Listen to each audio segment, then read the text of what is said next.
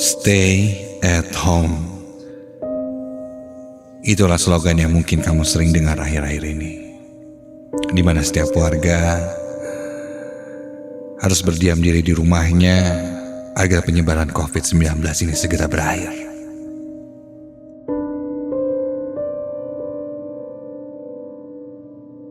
Namaku Fatan. Aku tinggal di Banjaran, tak jauh dari terminal Banjaran. Rumahku masuk ke dalam salah satu gang di sana, di mana beredar satu kabar, gang di rumahku itu angker. Tak jarang setiap yang melakukan ronda malam sering diganggu di sekitar gangku itu.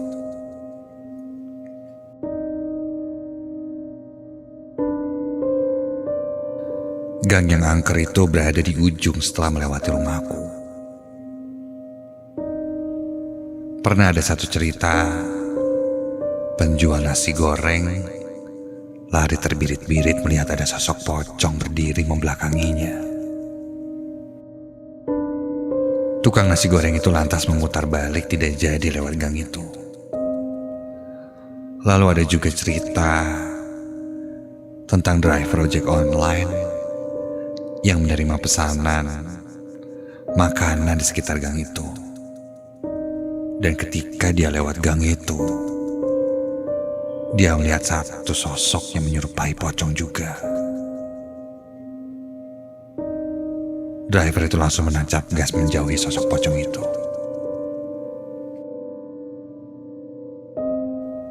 Namun kabar hanya kabar, mitos.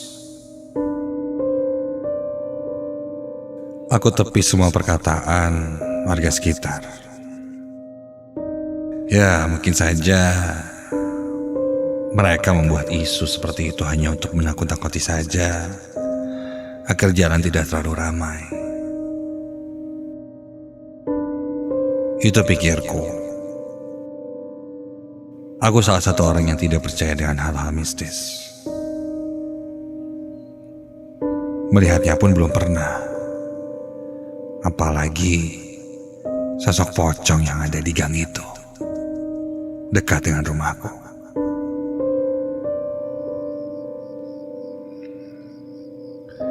Sampailah pada hari itu, sekitar jam 11 malam lebih. Ketika itu, aku sedang bermain game di handphoneku sambil menyeruput kopi. Posisiku berada di balkon di atas rumahku yang menghadap langsung ke gang yang katanya angker itu.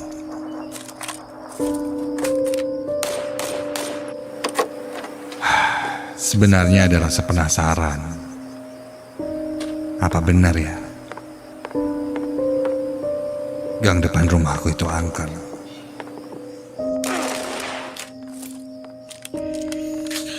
Malam semakin larut.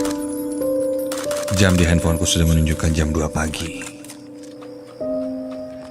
Beberapa kali mataku terpejam karena mengantuk ketika sedang bermain game.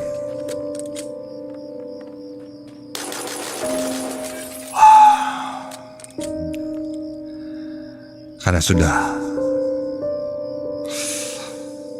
semakin berat mata ini, aku pun putuskan untuk mematikan handphone dan beranjak masuk ke dalam kamarku.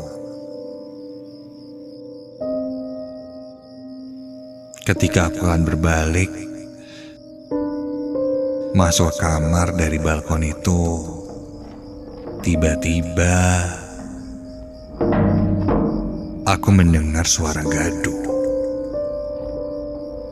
Ya, suara itu berasal dari gang yang ada di bawah. Namun ketika itu aku tidak mempedulikan suara gaduh itu.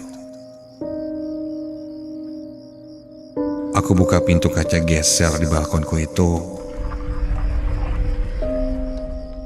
masuk ke dalam dan menutup rapat-rapat. Serta tak lupa juga menutup gordennya. Aku mulai naik ke atas tempat tidur, menarik selimut, dan mulai terpejam.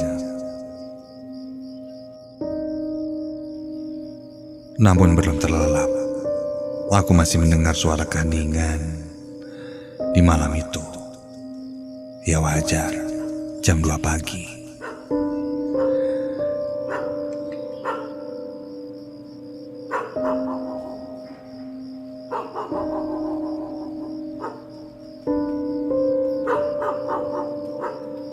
Sesekali ada suara anjing melolong.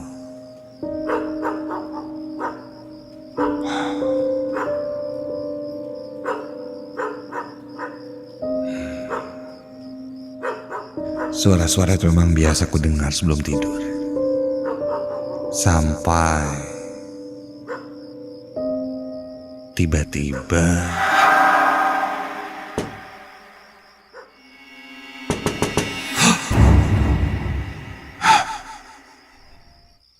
sontak aku kaget dan langsung terbangun ketika mendengar suara kaca diketuk. Ya, ada yang mengetuk. Pintu kaca balkon kamarku.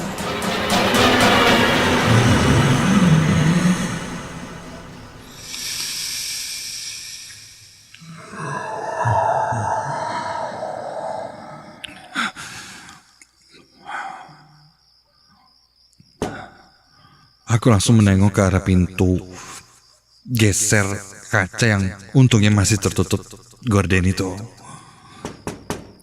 Awalnya ketukan pintu itu pelan, namun lama-kelamaan suara ketukan itu semakin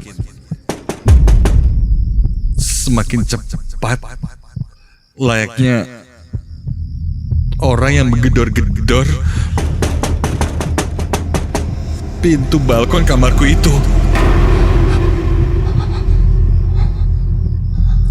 Aku terdiam, kaku di atas tempat tidur melihat pintu kaca di balkon kamarku itu ada yang menggedor. Ada rasa penasaran ingin membuka pintu itu dan memeriksanya siapa. Tapi perasaan takut lebih besar ketika itu. Apalagi ketika sadar kamarku ini berada di lantai 2. Tidak mungkin ada orang yang sengaja naik hanya untuk mengetuk atau menggedor-gedor pintu balkon ini.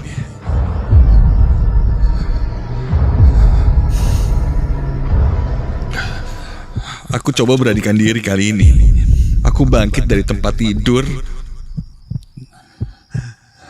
mendekati pintu kaca balkon itu.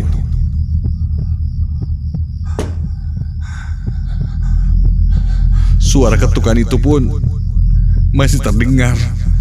Kali ini terdengar makin melambat. Seketika itu aku sibakkan gordennya dan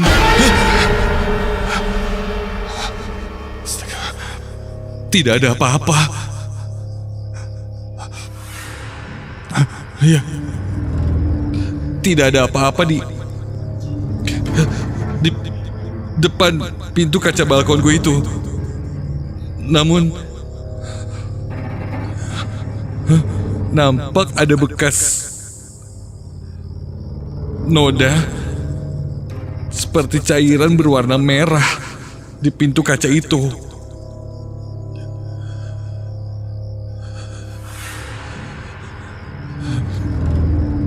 Aku pun membuka pintu kaca itu, mengambil lap kotor, lalu coba mengelap noda itu.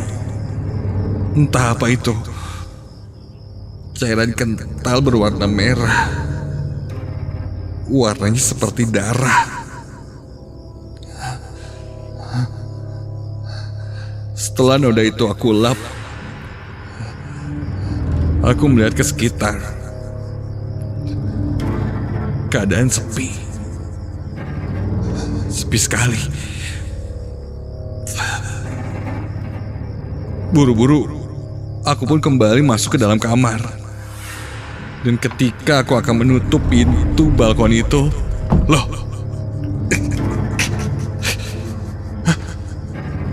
pintunya tidak mau menutup. Meski aku geser, pintu ini tidak bisa tertutup. Seakan-akan ada yang mengganjalnya. Aku coba berpikir positif, mungkin rel dari pintu geser ini yang macet. Atau mungkin ada yang menyangkut atau apalah. Aku coba periksa. Ketika aku geser-geser, lancar. Tidak ada apa-apa, namun ketika aku akan menutup pintunya, seperti terhalang sesuatu. Belum sempat terjawab pertanyaanku itu, tiba-tiba bulu kuduku berdiri seketika, meremang ketika tercium bau yang sangat busuk seperti bau bangkai terbakar. Baunya sangat menyengat. Aku mulai mundur perlahan dari pintu balkon itu. Mataku masih tertuju pada pintu balkon kaca yang ketika aku sadar, pintu itu mulai bergeser sedikit demi sedikit dengan sendirinya. Dan tepat di sekitar pintu balkon yang terbuka itu muncul gempulan asap warna putih kehitaman, disertai suara geraman yang sangat menyeramkan.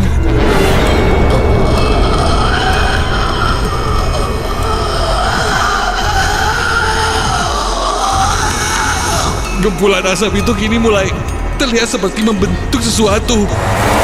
Sampai akhirnya, astaga, gempulan asap itu semakin padat dan kini terlihat satu sosok terbalut kain putih lusuh dengan wajah yang terlihat menyeramkan. Itu pocong. Sosok pocong itu tepat berada di depanku. Matanya melotot dengan ekspresi yang terlihat datar. Kulit wajahnya seperti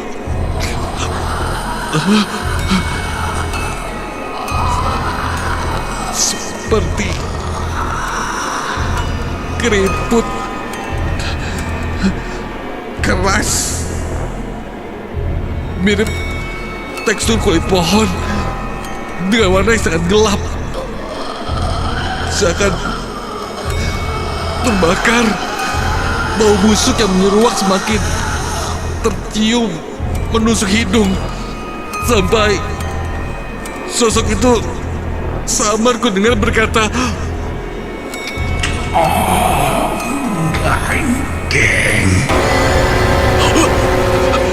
aku benar-benar mematung, tidak bisa bergerak.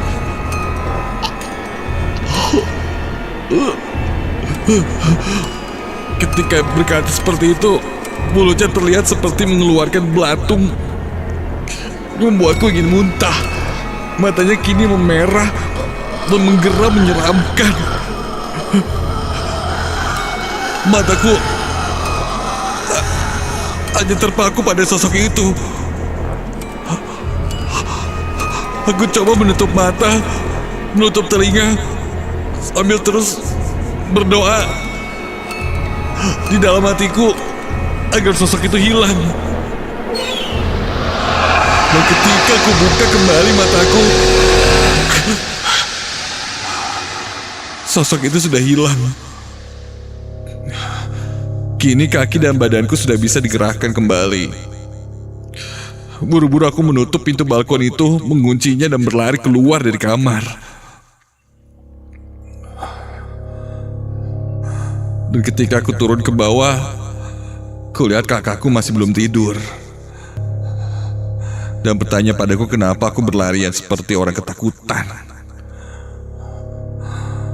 Aku lalu menenangkan diriku duduk di sofa ruang tamu dan menceritakan apa yang kualami tentang sosok pocong itu.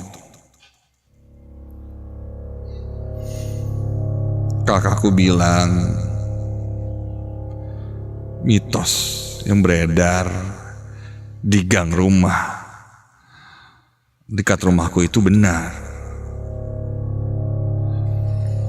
dan menyarankanku agar jangan berkeliaran di luar rumah, sekalipun di balkon rumah ketika lewat tengah malam, karena mungkin saja sosok pocong itu menunggu. Bahkan lebih buruknya, menjadikanku mangsa selanjutnya untuk dijadikan anak buahnya di dunia mereka.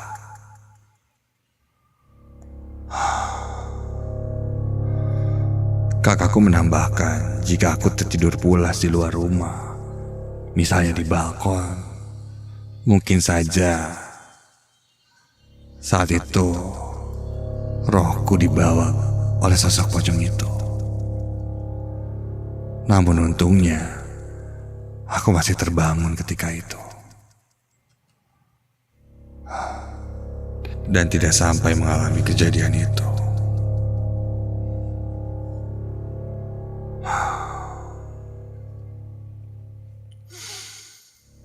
Tentang siapa sosok pocong itu, aku bertanya pada salah satu sepuh yang rumahnya berdekatan denganku.